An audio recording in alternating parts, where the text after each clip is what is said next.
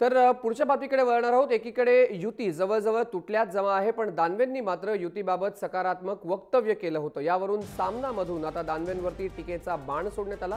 युती व्हेंटिलेटरवरती गेलीये, पण वयाच्या साठीमुळे दानवेंना सकारात्मक विचार सुचतोय अशी झुमरी टीका सामनातून करण्यात आली।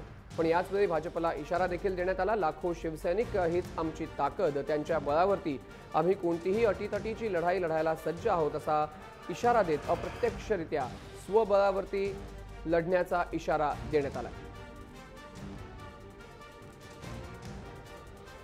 तर अग्रलेखात नेमकं काय म्हटलंय ते देखील आपण पाहणार आहोत।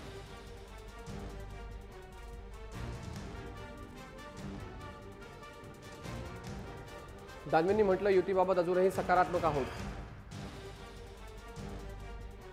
दानवे यांच्या तोंडात त्याच्यासाठी साखर पडो।